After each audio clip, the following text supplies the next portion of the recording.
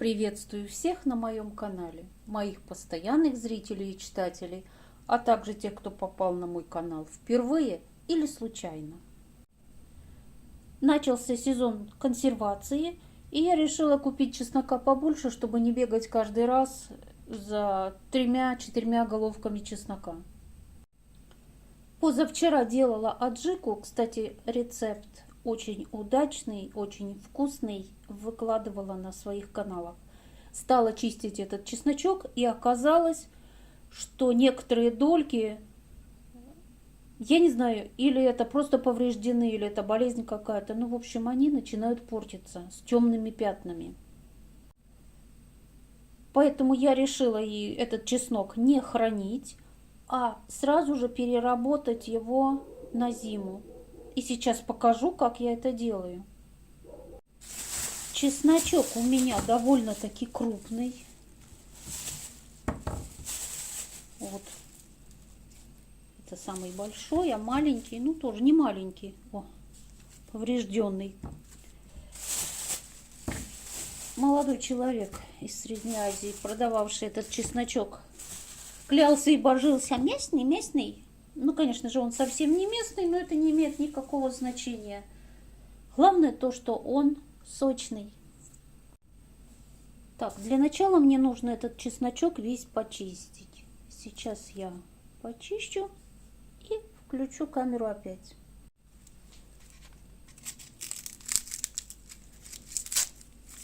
Начал уже подсыхать, чиститься будет не совсем хорошо. Но чтобы не занимать время, процесс чистки, я думаю, никого не удивит. Чищу обычно, как и все нормальные люди. Вот я начала чистить чеснок и хочу показать, о чем я говорю. Вот, чисто поврежденные, видимо, механические, я его выбрасываю, он мне такой не нужен. А из остального, так, это хороший.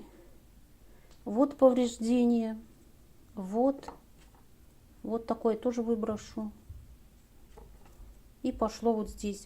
Они просто не долежат у меня. Если я в ближайшую неделю не буду ничего консервировать и делать, этот чеснок просто у меня пропадет. Конечно, многие скажут, было бы охота еще заниматься, если всю зиму можно в магазине купить. Но бывают такие моменты, когда чеснок достаешь, он засохший, а приготовить нужно.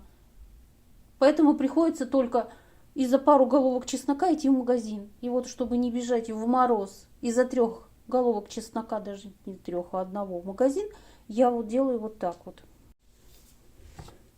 Так, это я обрежу. Внутри вполне нормально. Маленький я тоже обрезаю.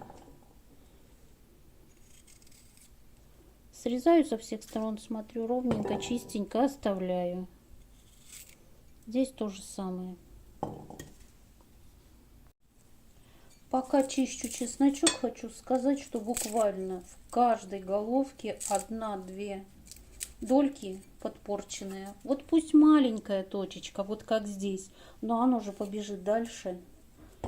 Поэтому чеснок этот совсем не лёжкий, абсолютно. И еще хочу ответить на вопрос, который мне задали, даже несколько человек написали. Не то что вопрос, а просто как было, как реплика о том, что вот была бы охота еще возиться с этим луком, если он круглый год продается в магазинах, зеленый, свежий. Ну, во-первых, продается выращенный неизвестно на чем, а во-вторых, это лук домашний. Оставлять его на корню для того, чтобы он стал жесткий и перерастал, смысла нет. Если бы я делала лечо, я бы, конечно, забрала его все в лечо. Но так как лечо буду делать немножечко попозже, то и лук, и вот чеснок приходится перерабатывать сразу. Я лучше потом еще раз докуплю чесночок, так же, как и лук, если мне понадобится. Но не дам этому пропасть. Тем более, пока цена на чеснок у нас абсолютно демократичная, так скажем.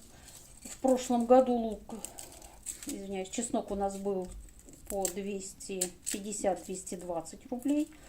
А в этом году, ну, чеснок привозной этот, конечно, даже без разговора, вот что делается. А в этом году сначала был и 200, и 220 был. А в последний раз вот я купила за 160 рублей. Так что купить еще раз наличие не составит никакого труда. Ну и этот, естественно, не пропадет. А зимой он как найдется. Если бы у меня был свой чеснок и хороший сухой погреб, я бы, конечно, этого не делала. Хранила бы, ну, нашла бы, как хранить. Некоторые способы увидела в интернете, некоторые где-то прочитала, где-то услышала. Но так как я живу в квартире, то длительное хранение чеснока почему-то у меня не получается.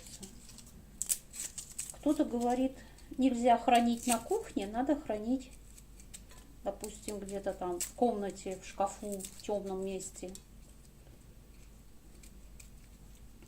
Ну, не знаю. Я что-то как-то не хочется мне чеснок хранить рядом со своими футболками, платьями, кофточками. И потом ходить с чесночным ароматом. Я почистила весь чесночок. Вот такое вот количество у меня получилось. Мыть я его не буду. И хочу сказать, что практически в каждой головке чеснока 2-3 дольки были с пятнышками. Я не знаю, в чем причина, но мне почему-то кажется, что это излишнее использование удобрений. Я выросла в частном доме, родители также всегда сажали чеснок. Но я не помню, чтобы каждая головка была, вот прям вот в каждой головке 2-3 дольки были испорченные. Теперь этот чесночок я буду перекручивать на мясорубке через крупную решетку.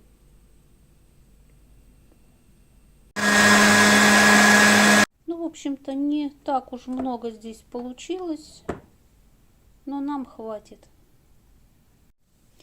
Теперь этот перекрученный чесночок я перекладываю в емкость. Плотно укладывать не нужно. Вот как падает, так пусть и остается.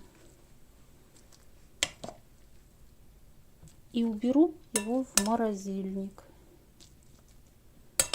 После разморозки чеснок будет все так же пахнуть чесноком. Ничего с ним не станется. А вот в первые и вторые блюда в случае необходимости как найдется. Можно положить его или в холодильник, в морозильную камеру. Ну и если у кого-то есть отдельно морозильные камеры, положить туда.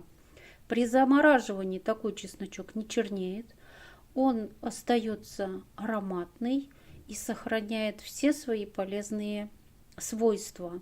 Когда мне нужно условно, допустим, я хочу натереть курочку с майонезом, с чесночком, с солью, я этот чесночок, грубо говоря, наковыряла, сколько мне нужно, дала, чтобы он немножечко оттаял, смешиваю с солью, с майонезом, с аджикой или горчицей и натираю курочку.